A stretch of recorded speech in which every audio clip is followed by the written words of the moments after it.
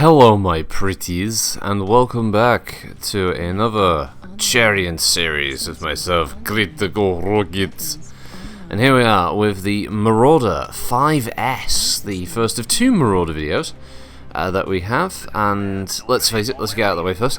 The main reason there are only two Marauder variant videos is because there's a mixture of the issues the Warhammer had, which is there are just too many variants that are slight variations of the standard 3R build, which isn't really that interesting, and other variants, because there are a lot of Marauders. Obviously it's probably one of the most prolific mechs in Battletech history, alongside the Warhammer and the Archer and Rifleman stuff.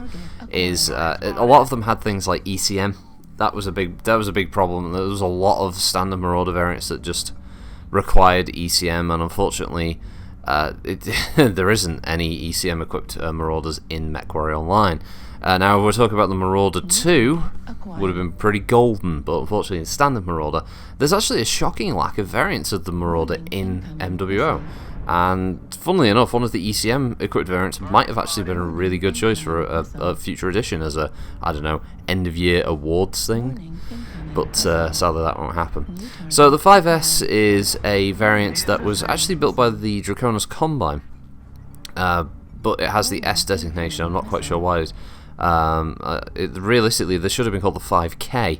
Apparently it's based on captured versions of the 5D, the Davian version, and replaces the standard AC with a Gauss rifle, and upgrades the standard PPCs to ER models, and the medium lasers become pulse.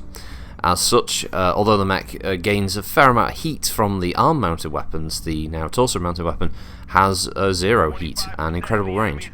So one of the reasons I picked it, it was built in 3051 during the height of the initial clan invasion, and it was a pretty effective design from what I can tell.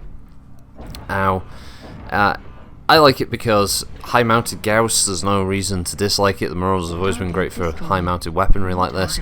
Low-slung arms, of course, but the Marauder is fairly tanky at 75 tons, and it looks pretty cool. And it's not as cool looking as the Warhammer, of course, but it is pretty damn cool. And as you know, the Warhammer and Marauder are battle buddies. They're always going to be side by side on any inner sphere battlefield. And if they're against each other, well, we're talking about some like anime levels of epic proportioned final confrontation between two main characters when these mechs decide to come face to face. So, you want to be a sadder, let's say it's like Naruto versus Sasuke, if you've ever seen that. But, yeah, this was fun.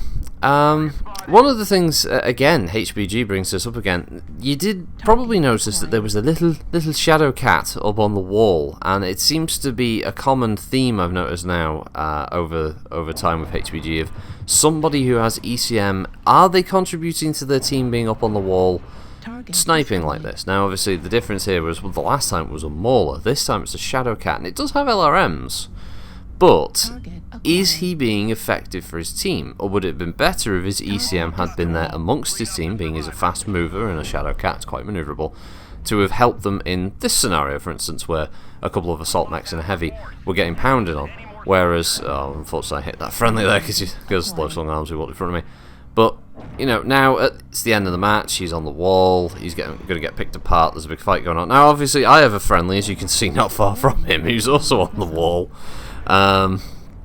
So I guess the question is it really a viable strat to go up on the wall like this to do minimal damage by comparison as actually being in the fight? Because obviously, past a certain range, your weapons aren't doing optimal damage anyway. But the 5S, let's wrap that bit up, because there's something a little bit different I want to do this time.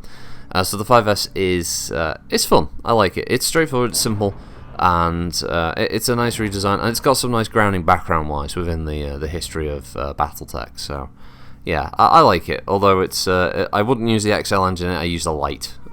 You get the same build out of it.